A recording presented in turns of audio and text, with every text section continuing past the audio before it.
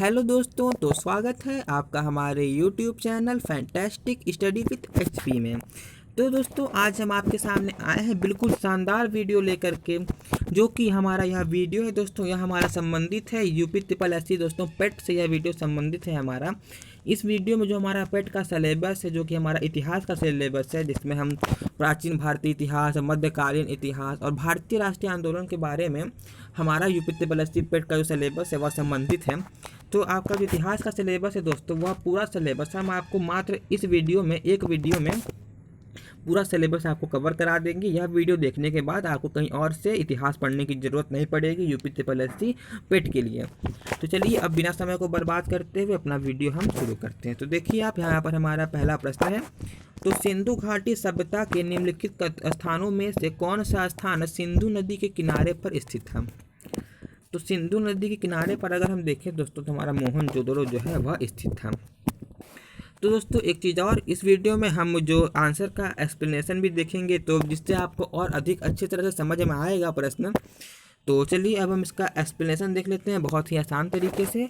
तो मोहनजोदड़ो के ध्वंसावशेष पाकिस्तान के सिंध प्रांत में लरकाना जिले में सिंधु नदी के दाहिने तट पर स्थित है। यहाँ लगभग प्रत्येक घर में निजी कुएं, स्नानघर होते थे और पानी के लिए नालियों की व्यवस्था थी। अनेक घरों में दोस्तों शौचालय भी बने हुए थे। इस प्रकार से आप समझ सकते हैं दोस्तों कि जो सिंधु घाटी सभ्यता थी वो एक तरह से विकसित सभ्यता थी। तो चलिए अगला प्रश्न देख लेते हैं। तो सिंधु घाटी सभ्यता की दोस्तों लिपि कौन सी है? तो जो उसकी लिपि है दोस्तों, वो अभी तक अज्ञात है, उसको कोई जान नहीं पाया कि वो कौन सी लिपि है। तो आइए देख लेते हैं इसका विस्तृत रूप। तो सिंधु लिपि में दोस्तों लगभग 64 मूल चिन्ह, 250 से 400 तक अक्षर हैं, जो सेल खड़ी की आयताकार मुहरों, तांबे की गुटिकाओं आदि पर मिलते हैं। यह लिपि चित्रात्मक थी। यह लिपि अभी तक दोस्तों पढ़ी जा नहीं सकी है। मतलब उसकी लिपि तो है दोस्तों, लेकिन उस लिपि को अभी तक कोई पढ़ नहीं पाया है। आइए अगला प्रश्न देख लेते हैं। तो हमारा तीसरे नंबर का प्रश्न है। तो मोहनजोदड़ो का स्थानीय नाम दोस्तों था। तो मोहनजोदड़ो का अगर हम देखें तो स्थानीय नाम था हमारा मृतकों का टीला। इसका एक अन्य नाम भी है दोस्तों, मैं आपको यहाँ पे एक शानदार चीज़ बताना चाहूँगा कि इसका एक अन्य नाम है दोस्तों, जिसे हम कहते हैं डेड सी।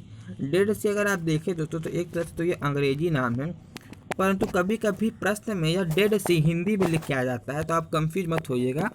ये डेड सी का मतलब दोस्तों मृतकों का टीला ही है। तो आइए इसका भी एक्सप्लेनेशन देख लेते हैं।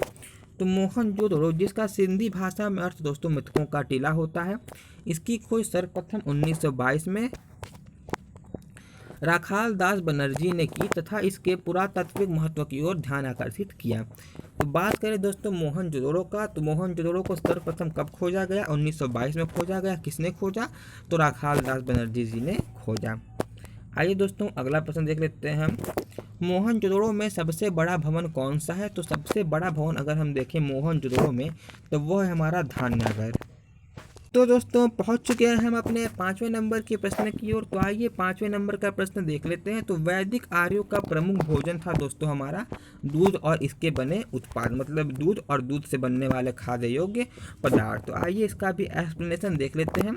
तो वैदिक आर्यों के भोजन में दोस्तों दूध, घी, दही आदि का प्रमुख महत्व था। ऋग्वेद में दूध में जौ डालकर क्षीर, पकोदन तथा दही में बनने वाले पनीर का उल्लेख मिलता है। जौ के सत्तू को दही में डालकर करम्ब नामक भोज्य पदार्थ तैयार किया जाता था। ऋग्वेद में चावल और नमक का उल्लेख दोस्तों हमारा नहीं मिलता है। तो चलिए 6वें नंबर का प्रश्न हम देख लेते हैं। तो निम्नलिखित में से कौन सा अन्न मनुष्य द्वारा सबसे पहले प्रयोग होने वालों में से था? तो सबसे पहले अगर हम देखें कौन सा अन्न मनुष्यों ने खाने के लिए प्रयोग किया, तो वह था हमारा जौ। तो दोस्तों 7वें नंबर के प्रश्न पर पहुंच चुके हैं। तो वैदिक लोगों द्वारा किस धातु का प्रयोग सबसे पहले किया गया? तो सबसे पहले अगर हम देखें तो हमारा जो तांबा धातु है दोस्तों, इसका प्रयोग किया गया। तो दोस्तों आप देख सकते हैं 8वें नंबर के प्रश्न पर अब हम पहुंच चुके हैं। तो वेद शब्द का अर्थ दोस्तों हमारा यहाँ पर ज्ञान। आइए अगला प्रश्न देख लेते हैं। तो किन 3 वेदों को संयुक्त रूप से वेद त्रयी कहा गया है दोस्तों? तो वेद त्रयी कहा गया है हमारे ऋग्वेद, सामवेद और यजुर्वेद को संयुक्त रूप से। अगला प्रश्न देख लेते हैं। तो गौतम बुद्ध का जन्म स्थान किसके द्वारा अंकित किया जाता है? तो गौतम बुद्ध का जो दोस्तों हमारा जन्म स्थान है वह हमारा अंकित किया जाता है अशोक मौर्य का लुम्बिनीदेही स्तंभ के द्वारा। तो इसके दोस्तों उसमें कुछ खास दिया नहीं है एक्सप्लेनेशन में। आइए अगले प्रश्न की तरफ बढ़ते हैं। तो बुद्ध किस वंश से संबंधित थे दोस्तों? तो वो हमारे जो बुद्ध थे वह थे हमारे शाक्य वंश से संबंधित। आइए इसका भी थोड़ा सा एक्सप्लेनेशन देख लेते हैं। तो बौद्ध धर्म के प्रवर्तक महात्मा बुद्ध शाक्य वंश से संबंधित थे। इनका जन्म कपिलवस्तु के लुम्बिनी में शाक्य मुखिया सुद्धोधन के यहाँ हुआ था। तो चलिए 12वें नंबर का प्रश्न अब हम देख लेते हैं। तो प्रथम बौद्ध परिषद कहाँ आयोजित की गई? तो यह जो परिषद थी दोस्तों हमारे प्रथम बौद्ध परिषद, यह कहाँ आयोजित की गई? तो हमारी राजगृह में आयोजित की गई। थोड़ा सा एक्सप्लेनेशन इसका भी देख लेते हैं। तो प्रथम बौद्ध परिषद का आयोजन दोस्तों मगध सम्राट अजात शत्रु के समय में राजगृह की सप्तपदी गुफा में किया गया था। इस बौद्ध परिषद की अध्यक्षता दोस्तों महाकश्यप ने की थी। तो अब हम पहुंच चुके हैं बहुत ही इंपॉर्टेंट प्रश्न पे, जो हमारा 13वें नंबर का प्रश्न है। बहुत ही महत्वपूर्ण प्रश्न है, आइए देख लेते हैं। तो भारत में जैन धर्म का संस्थापक दोस्तों कौन था? बहुत ही इंपॉर्टेंट प्रश्न दोस्तों, कई एग्जाम में पूछा जा चुका है गत वर्षों से और पूछा भी जा रहा है यह। तो चलिए इसका आंसर हम आपको बता देते हैं। तो जो जैन धर्म का दोस्तों जो संस्थापक थे, वास्तविक संस्थापक, वह हमारे माने जाते हैं महावीर स्वामी। और बात करें अगर हम जैन धर्म की, तो जैन धर्म में हमारे दोस्तों 24 तीर्थंकर हुए थे। इसमें से जो हमारे महावीर स्वामी थे वह हमारे 24वें तीर्थंकर थे और बहुत ऐसे अधिक प्रसिद्ध तीर्थंकर यही थे। बात करें पहले तीर्थंकर की, तो पहले तीर्थंकर थे दोस्तों हमारे ऋषभ देव जी। और 22वें तीर्थंकर की अगर हम बात करें तो 22वें तीर्थंकर थे दोस्तों हमारे अरिष्ट नेमि। और महावीर स्वामी की अगर हम चिन्ह की बात करें तो इनका चिन्ह था दोस्तों हमारा शेर। तो दोस्तों अब हम अगले प्रश्न की तरफ बढ़ते हैं। तो जैन धर्म का पहला तीर्थंकर किसे माना जाता है? तो इसका उत्तर दोस्तों मैंने आपको पहले वाले प्रश्न में ही बता दिया कि जो जैन धर्म का पहला तीर्थंकर है वो कौन थे हमारे, तो वह थे हमारे ऋषभ देव जी। आइए दोस्तों अगला प्रश्न देख लेते हैं। तो वर्धमान महावीर ने परिनिर्वाण कहाँ प्राप्त हुआ? तो वर्धमान महावीर को अगर हम बात करें परिनिर्वाण कहाँ प्राप्त हुआ, तो वह हमारा प्राप्त हुआ दोस्तों पावापुरी में। बात करें पावापुरी की दोस्तों, तो यह हमारा स्थित है बिहार में। राज्य की अगर आप राज्य की बात अगर आप बात करें जिले की, तो हमारा बिहार राज्य के नालंदा जिले में यह स्थित है। तो 16वें नंबर के प्रश्न पर पहुंच चुके हैं। तो जैन साहित्य को क्या कहते हैं? तो जैन साहित्य को दोस्तों कहते हैं हम अंग। आइए थोड़ा सा एक्सप्लेनेशन इसका भी देख लेते हैं। तो जैन साहित्य को दोस्तों आगम सिद्धांत कहा जाता है। इसके अंतर्गत 12 अंग, 12 उपांग, 10 प्रकीर्ण, 6 छेद सूत्र, 4 मूल सूत्र एवं अनुयोग सूत्र आते हैं। बौद्ध साहित्य को दोस्तों त्रिपिटक कहा जाता है। बहुत ही महत्वपूर्ण लाइन है दोस्तों, आप एकदम रट लीजिए कि बौद्ध साहित्य को त्रिपिटक कहा जाता है। यह कई बार प्रश्न में पूछा जा चुका है कि बौद्ध साहित्य को क्या कहते हैं। आइए 17वें नंबर के प्रश्न पर पहुंच चुके हैं। तो अशोक की प्रशासनिक नीति में दोस्तों भारी परिवर्तन किस घटना से आया?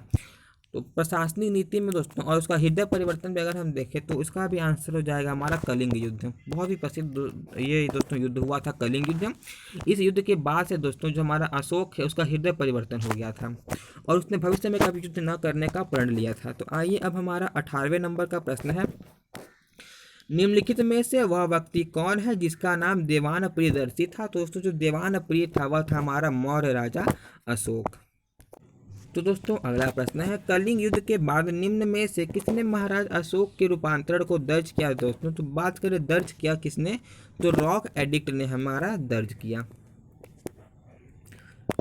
तो अब हमारा अगला प्रश्न है दोस्तों, अशोक के शिलालेख किस लिपि में खुदे हुए हैं? तो बात करें अगर हम अशोक के शिलालेख की, तो हमारे खुदे हुए हैं वह ब्राह्मी लिपि में। तो इसके प्रश्न में उसने कुछ खास नहीं दिया है। तो अब हम अगले प्रश्न की तरफ बढ़ जाते हैं। तो निम्न में से किसने और कब पहली बार अशोक के शिलालेखों का दोस्तों अर्थ स्पष्ट किया? तो पहली बार अगर हम बात करें अर्थ स्पष्ट किया हमारा, तो जेम्स प्रिंसिप ने स्पष्ट किया कब? 1837 में। थोड़ा सा एक्सप्लेनेशन इसका देख लेते हैं दोस्तों हम। तो सर्वप्रथम 1837 में जेम्स प्रिंसिप नामक विद्वान ने अशोक के शिलालेख को पढ़ा था, जबकि सबसे पहले 1750 में टिफेन थेलर महोदय द्वारा खोजा गया अभिलेख दिल्ली मेरठ अभिलेख था। प्रसिद्ध इतिहासकार दोस्तों D.R. भंडारकर महोदय ने तो मात्र अभिलेखों के आधार पर अशोक का इतिहास लिखने का प्रयत्न किया था। तो दोस्तों पहुंच चुके हैं अगले प्रश्न की तरफ। तो किस प्रसिद्ध शासक को दोस्तों शिलालेखों का जनक कहा जाता है? तो शिलालेखों का जनक दोस्तों अगर हम देखें तो कहा जाता है हमारा अशोक को। तो दोस्तों पहुंच चुके हैं 23वें नंबर के प्रश्न पर। तो महरौली में जंग रहित लौह स्तंभ किसने स्थापित किया? तो बात करें अगर हम जंग रहित लौह स्तंभ की दोस्तों, तो यह हमारा स्थापित किया था किसने? तो हमारा गुप्त ने स्थापित किया था। तो अगर हम बात करें गुप्त शासक में वह कौन था जिसने स्थापित किया था? तो गुप्त शासक में हमारा था दोस्तों चंद्रगुप्त द्वितीय ने यह स्थापित किया था, मतलब कि बनवाया था। तो चलिए अब अगले प्रश्न की तरफ बढ़ते हैं। तो गुप्त राजा जिसने विक्रमादित्य की पदवी ग्रहण की, मतलब विक्रमादित्य की पदवी दोस्तों किसने ग्रहण की? तो विक्रमादित्य की पदवी हमारी ग्रहण की दोस्तों चंद्रगुप्त द्वितीय ने। अगला प्रश्न है हरिपेड़ निम्नलिखित राजाओं में से किसका राज कवि था? तो बात करें दोस्तों तो आप थोड़ा सा देखें यहाँ पे, तो यह जो है हमारा यहाँ पर मिस प्रिंटिंग हो गया, यहाँ पर प लिख दिया, यहाँ पर हमारा स होगा, तो आप इसको स कर लें। तो अब हम पढ़ते हैं इसको फिर से एक बार। तो हरिशेर निम्नलिखित राजाओं में से किसका राजकवि था? तो हरिशेर दोस्तों अगर हम देखें राजकवि था हमारा किसका? तो समुद्रगुप्त का राजकवि हरिशेर हमारा था। आइए थोड़ा सा एक्सप्लेनेशन देख लेते हैं। तो हरिशेर दोस्तों समुद्रगुप्त का राजकवि था। हरिशेर ने इलाहाबाद प्रशस्ति लेख की रचना की। समुद्रगुप्त को भारत का नेपोलियन कहा जाता है। समुद्रगुप्त ने दोस्तों अश्वमेधकर्ता की उपाधि धारण की तथा इसे कविराज भी कहा जाता है। दोस्तों पहुंच चुके हैं अगले प्रश्न की तरफ। तो लिच्छवी दौहित्र किसे कहते हैं? तो लिच्छवी दौहित्र दोस्तों हम कहते हैं किसे? तो समुद्रगुप्त को कहते हैं। तो दोस्तों पहुंच चुके हैं 27वें नंबर के प्रश्न पर। तो निम्नलिखित में से किसको अपनी विजयों के कारण भारत का नेपोलियन कहा जाता है? कई बार दोस्तों हमने देख लिया कि समुद्रगुप्त को भारत का नेपोलियन कहा जाता है। तो दोस्तों पहुंच चुके हैं 33वें नंबर के प्रश्न पर। तो आइए 33वें नंबर का प्रश्न बहुत ही आसान तरीके से देख लेते हैं। तो बाजार विनियमन प्रणाली का दोस्तों आरंभ किसके द्वारा किया गया? तो इसका दोस्तों आरंभ किया गया अलाउद्दीन खिलजी के द्वारा। और बात करें जो हमारी था व्यवस्था, इसका संचालन अगर हम देखें तो दीवान रियासत नामक का एक अधिकारी था, वो करता था। आइए अगला प्रश्न देख लेते हैं। तो भारत में चमड़े की प्रतीक मुद्रा किसने प्रारंभ की? तो यह मुद्रा अगर हम देखें दोस्तों तो मोहम्मद बिन तुगलक ने प्रारंभ की। आइए अगला प्रश्न देख लेते हैं। तो लोदी वंश का संस्थापक कौन था दोस्तों? तो लोदी वंश का संस्थापक था हमारा बहलोल लोदी। थोड़ा सा एक्सप्लेनेशन इसका देखते हैं। तो लोदी वंश का संस्थापक दोस्तों बहलोल लोदी था, जिसका शासनकाल था 1451 से 1489 ईस्वी तक। उसने सैयद वंश के अंतिम शासक अलाउद्दीन आलम शाह को अपदस्थ कर दिल्ली का सिंहासन प्राप्त किया था। एक तरह से कह सकते हैं कि पराजित करके या फिर परास्त करके दिल्ली का सिंहासन प्राप्त कर लिया था। आइए अगला प्रश्न देख लेते हैं। तो भारत में प्रथम मुगल शासक कौन था? तो मुगल शासक अगर हम देखें तो पहला मुगल शासक था दोस्तों हमारा बाबर। आइए थोड़ा सा देख लेते हैं एक्सप्लेनेशन। तो बाबर भारत में मुगल साम्राज्य का संस्थापक एवं प्रथम शासक था। उसका पूरा नाम जहीरुद्दीन मोहम्मद बाबर था। 1526 ईस्वी में बाबर ने भारत में जिस राजवंश की स्थापना की वह तुर्की नस्ल का चगताई वंश था, परंतु आमतौर पर उसे मुगल पुकारा गया। आइए 37वें नंबर के प्रश्न पर पहुंच चुके हैं। तो आशा करता हूं कि आपको यह वीडियो अच्छा लग रहा होगा। तो आइए इसी जोश के साथ आप हम तक लास्ट तक बने रहें, क्योंकि इस वीडियो के बाद आपको इतिहास कहीं और से पढ़ने की जरूरत नहीं पड़ेगी। बस आप एक बार हमारे साथ मेहनत कर लीजिए और आराम से आप पढ़ते रहिए। आइए 37वें नंबर का प्रश्न देख लेते हैं। तो भारत का प्रथम मुगल बादशाह कौन था? तो प्रथम मुगल बादशाह दोस्तों अगर हम देखें भारत का, तो वह था हमारा दोस्तों बाबर। आइए हल्का सा एक्सप्लेनेशन इसका भी देख लेते हैं। तो भारत का प्रथम मुगल बादशाह दोस्तों बाबर था। उसने पानीपत के प्रथम युद्ध जो कि हमारा 21 अप्रैल 1526 को हुआ था, उसमें इब्राहिम लोदी को दोस्तों पराजित कर दिया था और मुगल साम्राज्य की नींव डाली थी या नींव रखी थी। तो पहुंच चुके हैं 38 नंबर के प्रश्न पर। तो पानीपत की द्वितीय लड़ाई दोस्तों किन दो सेनाओं के बीच लड़ी गई? तो वह हमारी लड़ी गई दोस्तों अकबर और हेमू के बीच। तो दोस्तों पहुंच चुके हैं अपने 39 नंबर के प्रश्न पर। तो महाभारत का फारसी में अनुवाद दोस्तों किसने किया था? तो महाभारत का अगर हम फारसी में अनुवाद देखें तो बदायूनी नामक एक व्यक्ति था, उसने किया था। आइए अगला प्रश्न देख लेते हैं। तो अकबर के दरबार में प्रसिद्ध संगीतकार तानसेन का मूल नाम था दोस्तों। तानसेन का अगर हम मूल नाम देखें तो वह था हमारा रामतनु पांडे। आइए अगला प्रश्न देख लेते हैं। तो दीन ए इलाही एक नया धर्म निम्नलिखित में से किसके, तो यह जो धर्म था दोस्तों दीन ए इलाही किसके द्वारा शुरू किया गया था, तो यह हमारा शुरू किया गया था किसके द्वारा, अकबर के द्वारा। थोड़ा सा एक्सप्लेनेशन इसका देखते हैं। तो दीन ए इलाही नामक एक नया धर्म दोस्तों अकबर द्वारा शुरू किया गया था। इसके प्रथम अनुयायी थे हमारे बीरबल। सभी धर्मों के सार संग्रह के रूप में अकबर द्वारा 1582 ईस्वी में दीन ए इलाही दैवी एकसरवाद का प्रवर्तन किया गया। अबुल फजल इसका प्रधान पुरोहित था दोस्तों। कौन था, अबुल फजल। आइए दोस्तों अगला प्रश्न देख लेते हैं। तो विश्व प्रसिद्ध दोस्तों तख्त ए ताउस निम्नलिखित में से किस मुगल भवन में रखा गया है। तो दोस्तों पहुंच चुके हैं अपने 42वें प्रश्न पर। तो विश्व प्रसिद्ध दोस्तों तख्त ए ताउस पूछा इसमें किस मुगल भवन में रखा गया है, तो वह हमारा रखा गया है दिल्ली के लाल किले के दीवाने आम में। और तख्त ए ताउस तो आपको नहीं पता होगा दोस्तों। तो तख्त ए ताउस दोस्तों अगर हम देखें तो इसी का एक अन्य नाम है दोस्तों हमारा मयूर सिंहासन। और बात करें अगर हम मयूर सिंहासन की दोस्तों, तो ये जो सिंहासन था इसको हमारा बाद में अहमद शाह अब्दाली ने लेकर के भाग गया था।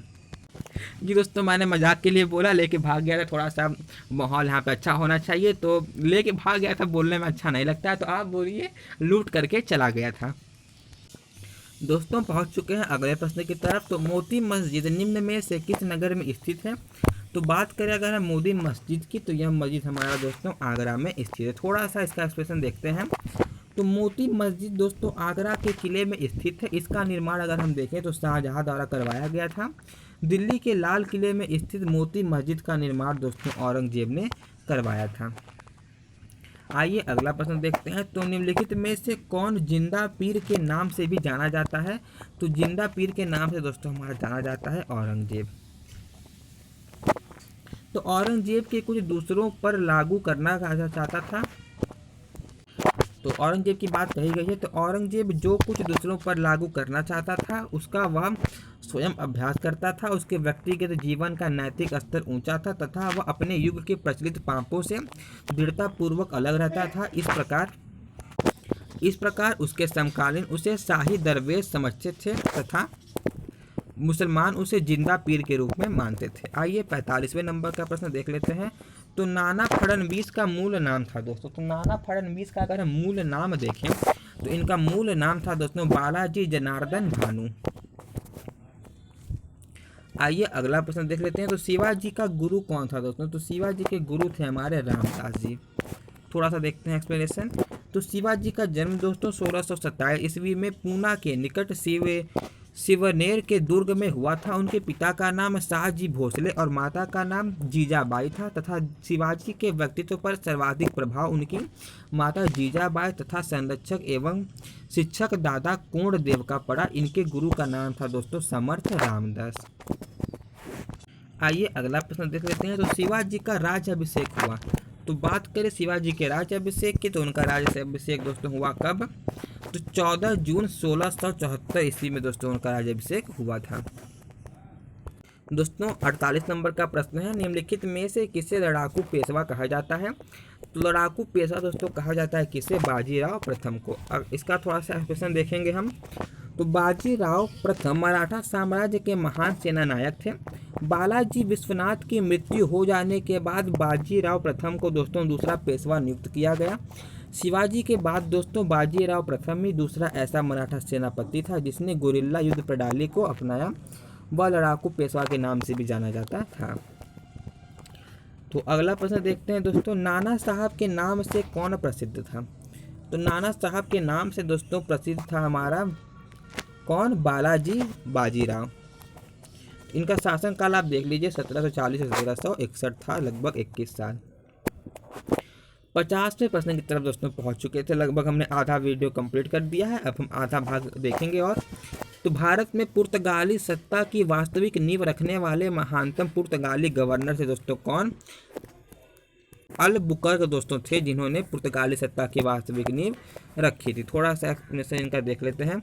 तो भारत में पुर्तगाली शक्ति का वास्तविक संस्थापक अल्बुकर्क 1509 से 1515 ईस्वी अगर देखें तो इसका समय था। इसने भारत में एक प्रादेशिक शक्ति के रूप में पुर्तगाली राज्य की स्थापना की। इसने 1510 ईस्वी में गोवा जीता, 1511 में मलक्का पर नियंत्रण किया तथा फारस की खाड़ी में हरमुज पर अधिकार कर लिया। आइए अब 91 नंबर का प्रश्न देखते हैं। तो ब्रिटिश ने पंजाब को निम्नलिखित में से किस सन में अपने राज्य में मिला लिया? तो पंजाब को दोस्तों अगर हम देखें तो ब्रिटिशों ने कब मिला लिया? तो हमारा मिलाया दोस्तों 1849 में। चलिए थोड़ा सा एक्सप्रेशन इसका देखते हैं, इंपॉर्टेंट प्रश्न लग रहा है। तो लॉर्ड डलहौजी ने गुजरात युद्ध के बाद 1849 में पंजाब का विलय ब्रिटिश साम्राज्य में किया था। 1849 ईस्वी में पंजाब की प्रशासनिक व्यवस्था 3 सदस्यों की एक कमेटी को सौंपी गई। हेनरी लॉरेंस को प्रशासनिक व्यवस्था, जॉन लॉरेंस को भू राजस्व प्रबंध तथा चार्ल्स मैनसन को न्याय विभाग का अध्यक्ष बनाया गया। इस प्रकार पंजाब राज्य ब्रिटिश साम्राज्य का अंग बन गया। आइए 52वें नंबर का प्रश्न देखते हैं। तो प्रार्थना समाज का संस्थापक दोस्तों कौन था? तो आत्माराम पांडुरंग था हमारा प्रार्थना समाज का संस्थापक। तो दोस्तों पहुंच चुके हैं 53 नंबर के प्रश्न पर। तो निम्नलिखित का सही मिलान कीजिए। इसका आपको केवल आंसर बता देता हूं और आप अपने हिसाब से देख लीजिएगा, मिला लीजिएगा। तो इसका आंसर हमारा हो जाएगा बी वाला। आइए अगला प्रश्न देख लेते हैं। तो उपनिवेशी भारत में कोलकाता में एशियाटिक सोसाइटी की स्थापना किसने की दोस्तों? तो एशियाटिक सोसाइटी की स्थापना अगर हम देखें तो विलियम जोन्स ने की दोस्तों। कब की? 1784 में। किसके समय में की? तो हेस्टिंग्स के समय में की, जो कि हमारा बंगाल का पहला गवर्नर जनरल था, वॉरेन हेस्टिंग्स। आइए 55 नंबर का प्रश्न देखते हैं। तो शेरशाह द्वारा निर्मित ग्रैंड ट्रंक रोड पंजाब को किसके साथ जोड़ती है? तो यह दोस्तों हमारा जोड़ती है पंजाब को किसके साथ? तो हमारा पूर्व बंगाल के साथ पंजाब को जोड़ती है। तो 56वें प्रश्न पर अब हम पहुंच चुके हैं दोस्तों। आइए देख लेते हैं। तो शेरशाह की मृत्यु दोस्तों कहाँ लड़ते हुई हुई थी? तो शेरशाह की मृत्यु दोस्तों हुई थी किस युद्ध में? तो कालिंजर में हुई थी, जब वो युद्ध कर रहा था। ऐसा माना जाता है कि कालिंजर अभियान के दौरान किले की दीवार से टकराकर लौटे एक गोले के विस्फोट से शेरशाह की 1545 ईस्वी में मृत्यु हो गई। मृत्यु के समय वह उक्का नामक आग्नेयास्त्र चला रहा था। तो दोस्तों यहाँ पर अब हम पहुँच चुके हैं और आपको अब यहाँ से खुश हो जाना चाहिए कि आपका जो पेट का सिलेबस उसका आधा भाग आपने आज हमारे साथ मिलकर के ख़त्म कर लिया है। आपका जो भाग था प्राचीन भारतीय इतिहास और मध्यकालीन इतिहास वह आपने आज ख़त्म कर लिया है। तो अब हम देखेंगे इसके आगे भारतीय राष्ट्रीय आंदोलन के बारे में, जो कि हमारा इतिहास का आखिरी जो हमारा टॉपिक रहेगा। और इसके बाद आपका जो इतिहास का सिलेबस है यूपी ट्रिपल एससी पेट के दृष्टिकोण से वह बिल्कुल अच्छी तरह से ख़त्म हो जाएगा। तो दोस्तों चलिए अब हम भारतीय राष्ट्रीय आंदोलन को शुरू करते हैं पहले प्रश्न के साथ। तो पहला प्रश्न हमारा यहाँ पर है, गांधी जी के विदेशी वस्तुओं के बहिष्कार के आंदोलन का लक्ष्य था दोस्तों। तो उनका जो लक्ष्य था कुटीर उद्योगों को प्रोत्साहन देना। दोस्तों जो दूसरा प्रश्न है उसमें थोड़ा सा मिस प्रिंट हो गया है, थोड़ा सा गलत प्रिंट हो गया है, उसको आप छोड़ दीजिए। तीसरे प्रश्न को आप देखिए। तो भारत को अधिकार क्षेत्र का दर्जा दोस्तों डोमिनियन स्टेट्स किस तारीख को मिला? तो बात करें डोमिनियन स्टेट्स की दोस्तों तो यह दर्जा भारत को मिला 15 अगस्त 1947 को, मतलब आज़ादी के दिन। थोड़ा सा इसका एक्सप्लेनेशन दोस्तों देख लेते हैं। तो माउंटबेटन योजना के आधार पर ही 4 जुलाई 1947 को ब्रिटिश संसद में भारतीय स्वतंत्रता विधेयक पेश किया गया तथा 18 जुलाई 1947 को इसे स्वीकृति मिल गई। इसके अनुसार देश को 15 अगस्त 1947 को दो डोमिनियनों भारत और पाकिस्तान में बांट दिया जाएगा। इस प्रकार इस तिथि को डोमिनियन स्टेट्स का दर्जा प्राप्त हुआ, किसे? भारत को। तो चलिए दोस्तों अब चौथे नंबर का प्रश्न देख लेते हैं। तो गांधी जी की सबसे महत्वपूर्ण शिक्षाएं निम्नलिखित में से कौन सी थी? तो सबसे महत्वपूर्ण शिक्षा अगर हम देखें दोस्तों तो वह थी हमारी सत्य और अहिंसा। आइए दोस्तों बढ़ते हैं अपने अगले प्रश्न की तरफ। हमारा यहाँ पर 5वें नंबर का प्रश्न है, निम्नलिखित में से किसने आज़ाद हिंद फौज की स्थापना की दोस्तों? तो यह स्थापना की हमारी किसने? सुभाष चंद्र बोस ने। और बात करें दोस्तों आज़ाद हिंद फौज की तो इसका गठन 4 जुलाई 1943 को सुभाष चंद्र बोस के नेतृत्व में किया गया था और इसका गठन दोस्तों सिंगापुर में हुआ था। तो दोस्तों चलते हैं अपने छठवें प्रश्न की तरफ। तो 12 अप्रैल 1944 को सुभाष चंद्र बोस ने एक नगर में भारतीय राष्ट्रीय सेना का झंडा फहराया था। वह नगर इस समय किस राज्य केंद्र शासित प्रदेश में है? तो अगर हम देखें दोस्तों तो उस समय हमारा है वह मणिपुर। तो चलिए 7वें नंबर का प्रश्न देख लेते हैं। तो इंडियन नेशनल कांग्रेस का संस्थापक दोस्तों कौन था? तो ए.ओ. ह्यूम दोस्तों हमारा था इंडियन नेशनल कांग्रेस का संस्थापक। आइए 8वें प्रश्न की तरफ देख लेते हैं। तो 1916 में भारतीय राष्ट्रीय कांग्रेस और मुस्लिम लीग एक्ट दूसरे के निकट आ गए थे दोस्तों, कहाँ पे? लखनऊ में। थोड़ा सा एक्सप्रेशन दोस्तों 2 लाइन का देख लेते हैं जल्दी से। तो वर्ष 1916 में भारतीय राष्ट्रीय कांग्रेस और मुस्लिम लीग लखनऊ में हुए समझौते के बाद एक दूसरे के निकट आ गए थे। तो 9वें प्रश्न की तरफ बढ़ते हैं दोस्तों। तो नरम दल और गरम दल के बीच फूट कहाँ और किस वर्ष में पड़ी? तो यह फूट दोस्तों 1907 में कांग्रेस के सूरत अधिवेशन में पड़ी। चलिए इसका भी एक्सप्रेशन देख लेते हैं बहुत ही आसान तरीके से। तो नरम दल और गरम दल के बीच फूट वर्ष 1907 में कांग्रेस के सूरत अधिवेशन में पड़ी थी। इस अधिवेशन की अध्यक्षता दोस्तों डॉक्टर रॉस बिहारी घोष ने की थी। वर्ष 1916 के लखनऊ अधिवेशन में तिलक और एनी बेसेंट के प्रयासों से ये दोनों दोस्तों धड़े पुनः एक हुए। कांग्रेस के इस अधिवेशन की अध्यक्षता दोस्तों अंबिका चरण मजूमदार ने की थी। दोस्तों अब हम पहुंच चुके हैं अपने 10वें प्रश्न की तरफ। तो जलियांवाला बाग हादसे में कौन सा ब्रिगेडियर संबंध था? तो संबंध था दोस्तों जनरल डायर। तो दोस्तों पहुंचते हैं अपने अगले प्रश्न की तरफ। तो हमारा 11वें नंबर का प्रश्न है। तो लाला लाजपत राय किसके विरुद्ध प्रदर्शन कर रहे थे जब ये पुलिस की नृशंसता का शिकार हुए? तो उस समय अगर हम देखें दोस्तों तो यह विरोध कर रहे थे किसका? साइमन कमीशन का। दोस्तों पढ़ते हैं अपने अगले प्रश्न को। तो गांधी जी की अध्यक्षता में एकमात्र AICC अधिवेशन दोस्तों कहाँ आयोजित किया गया? तो दोस्तों गांधी जी की अध्यक्षता में अगर हम देखें तो यह जो अधिवेशन था यह हमारा आयोजित किया गया कहाँ? तो बेलगाम में यह आयोजित किया गया। थोड़ा सा इसका एक्सप्लेनेशन देख लेते हैं। तो गांधी जी की अध्यक्षता में एकमात्र ICC all India Congress committee अधिवेशन दोस्तों 1924 में बेलगाम में आयोजित किया गया था। आइए अगला प्रश्न देख लेते हैं। तो महात्मा गांधी ने सन 1930 में सिविल अवज्ञा आंदोलन कहाँ से आरंभ किया? तो दोस्तों यह आंदोलन उन्होंने आरंभ किया कहाँ से? दांडी से। चलिए थोड़ा सा इसका एक्सप्लेनेशन है देख लेते हैं। तो महात्मा गांधी दोस्तों 12 मार्च 1930 को साबरमती आश्रम से 78 सहयोगियों के साथ पैदल चल करके 24 दिनों में लगभग 390 किलोमीटर की यात्रा कर दांडी गुजरात के दोस्तों नौसारी जिले में यह स्थित है इस समय पहुंचे, जहां 6 अप्रैल 1930 को उन्होंने नमक कानून भंग करके सविनय अवज्ञा आंदोलन का आरंभ किया। दोस्तों पहुंच चुके हैं अपने 14वें प्रश्न की तरफ।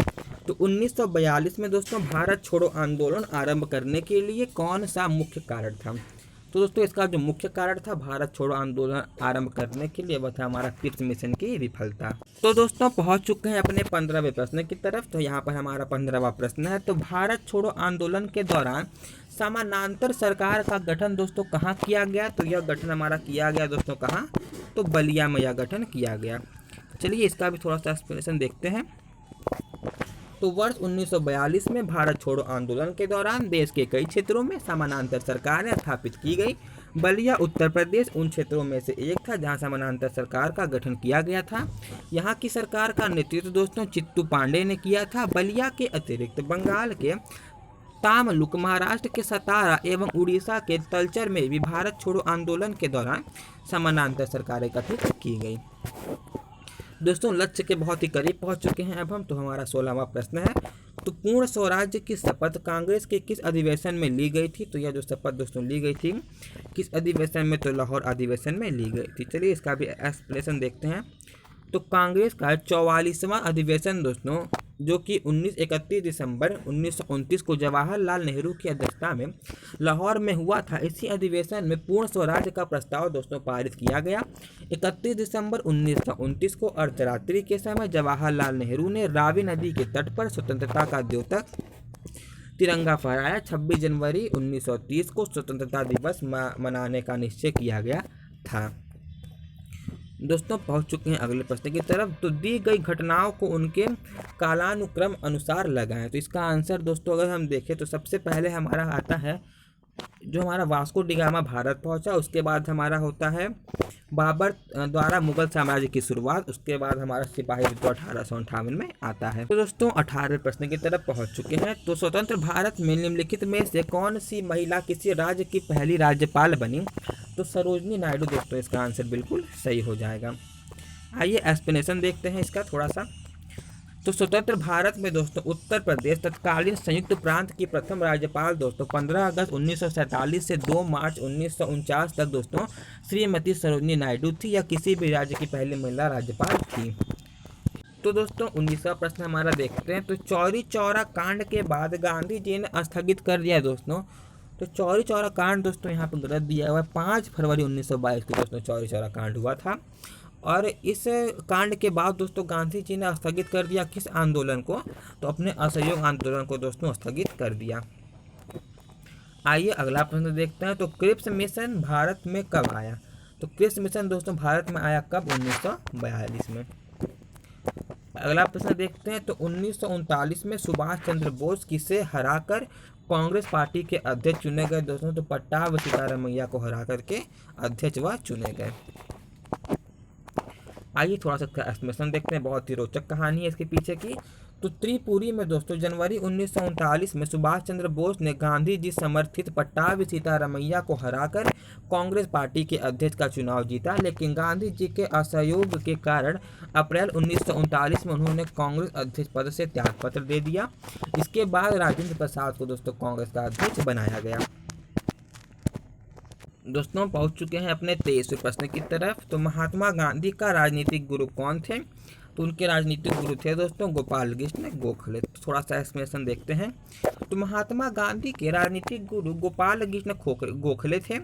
19 जनवरी 1915 में दक्षिण अफ्रीका से भारत लौटने पर गांधी जी गोखले के संपर्क में आए और इनके प्रभाव में आकर ही गांधी जी ने स्वयं को भारत की सक्रिय राजनीति से जोड़ा। दोस्तों लक्ष्य के बिल्कुल करीब है हम हमारा आखिरी से दूसरा क्वेश्चन है। भारत सेवक समाज की स्थापना दोस्तों किसने की? तो गांधी जी के गुरु दोस्तों गोपाल कृष्ण गोखले ने की। और कब की? तो 12 जून 1905 में की। दोस्तों आखिरी प्रश्न, हमारा आखिरी प्रश्न है दोस्तों, हम पहुंच चुके हैं। तो पूना समझौता 1932 किसके बीच हुआ? तो यह समझौता दोस्तों हमारा हुआ गांधी जी और अंबेडकर जी के बीच। आइए इसका डिटेल देख लेते हैं। तो ऐतिहासिक पूना समझौता दोस्तों 1932 महात्मा गांधी एवं भीमराव अंबेडकर के मध्य हुआ था। यद्यपि कि इस पर गांधी जी ने स्वयं हस्ताक्षर नहीं किए थे, बल्कि इस पर अंबेडकर और गांधी जी के अनुयायियों द्वारा हस्ताक्षर किए गए थे। 24 सितंबर 1932 को हस्ताक्षरित इस समझौते में दलित वर्गों के लिए पृथक निर्वाचन मंडल के स्थान पर सामान्य वर्ग के तहत ही सीटें आरक्षित करने की व्यवस्था की गई। तो दोस्तों इस तरह से हमने पूरा का पूरा आपका यूपी ट्रिपल एससी जो पेट का सिलेबस है वह हमने ख़त्म कर दिया मात्र एक वीडियो में। तो मैं आशा करता हूँ आपको यह वीडियो अच्छा लगा होगा। तो अगर आपको यह वीडियो हमारा अच्छा लगा तो हमारे चैनल को लाइक करें, सब्सक्राइब करें और शेयर करना ना भूलें। तो मिलते हैं आपसे अगले वीडियो में, जो कि इसी तरह से बिल्कुल धमाकेदार वीडियो होगा और वो भी यूपी ट्रिपल एससी पेट के एक सिलेबस को पूरी तरह से कवर करेगा। तो मिलते हैं अगली वीडियो में, तब तक के लिए धन्यवाद।